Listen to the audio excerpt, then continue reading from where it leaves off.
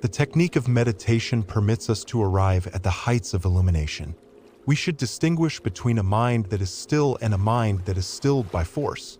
We should distinguish between a mind that is in silence and a mind that is violently silenced. When the mind is stilled by force, it is really not still. It is gagged by violence, and in the deeper levels of understanding there exists an entire tempest. When the mind is violently silenced, it is really not in silence. Deep within, it clamors, shouts, and despairs. It is necessary to put an end to modifications of the thinking system during meditation. When the thinking system remains under our control, illumination comes to us spontaneously. Mental control permits us to destroy the shackles created by the mind. To achieve the stillness and silence of the mind, it is necessary to know how to live from instant to instant, to know how to take advantage of each moment, to not live the moment in dozes.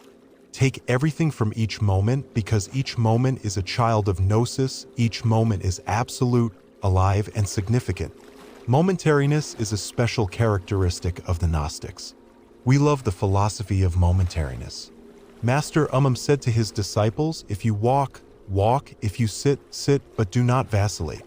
To commence with the study of the technique of meditation is to enter into the antechamber of the divine peace that surpasses all knowledge. The most elevated form of thinking is non-thinking. When one achieves the stillness and silence of the mind, the I with all its passions, dens, appetites, fears, affections, etc. becomes absent. It is only in the absence of the I, in the absence of the mind, that the Buddhata can awaken to unite with the inner self and take us to ecstasy. The school of black magic of the suburb states that the monad or the great reality will penetrate in him who does not possess the existential bodies of the being. This is a false statement. What enters into those tenebrous fanatics of suburb are evil entities that express themselves through these people with gestures, actions, bestial, and absurd words. Such people are possessed by the tenebrous ones. The stillness and silence of the mind has a single objective: to liberate the essence from the mind, so that when fused with the monad or inner self, the essence can experience that which we call the truth. During ecstasy and in the absence of the I, the essence can live freely in the world of the mist of fire, experiencing the truth. When the mind is in a passive and receptive state, absolutely still and in silence, the essence or Buddhata is liberated from the mind and ecstasy arrives. The essence is always bottled up in the battle of the opposites, but when the battling ends and the silence is absolute, then the essence remains free and the bottle is broken into pieces. When we practice meditation, our mind is assaulted by many memories, desires, passions, preoccupations, etc. We should avoid the conflict between attention and distraction. A conflict exists between attention and distraction when we combat those assailants of the mind. The I is the projector of such mental assailants. Where there is conflict, stillness and silence cannot exist. We should nullify the projector through self-observation and comprehension. Examine each image, each memory, each thought that comes to the mind. Remember that every thought has two poles, positive and negative. Entering and leaving are two aspects of a same thing. The dining room and the washroom, tall and short, pleasant and unpleasant, etc. are always two poles of the same thing. Examine the two poles of each mental form that comes to the mind. Remember that only through the study of these polarities can one arrive at a synthesis. Every mental form can be eliminated through its synthesis. Example, the memory of a fiancé assaults us. Is she beautiful? Let us think that beauty is the opposite of ugliness, and that if in her youth she is beautiful, in her old age she will be ugly. The synthesis, it is not worthwhile to think about her. She is an illusion, a flower that inevitably withers.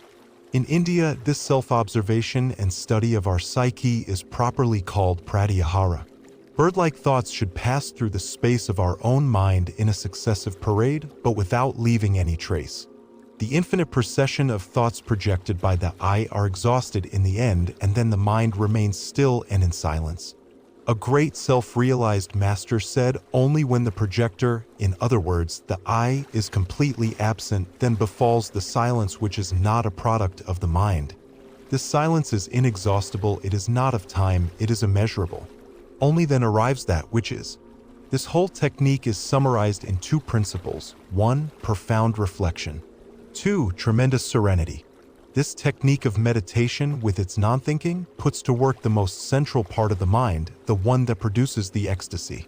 Remember that the central part of the mind is that which is called buddhata, the essence, the consciousness. When the buddhata awakens, we remain illuminated. We need to awaken the buddhata, the consciousness. The Gnostic student can practice meditation seated in the Western or Oriental style. It is advisable to practice with eyes closed to avoid the distractions of the exterior world.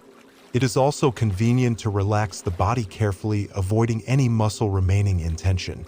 The buddhata, the essence, is the psychic material, the inner Buddhist principle, the spiritual material or prime matter with which we will give shape to the soul. The buddhata is the best that we have within and awakens with profound inner meditation.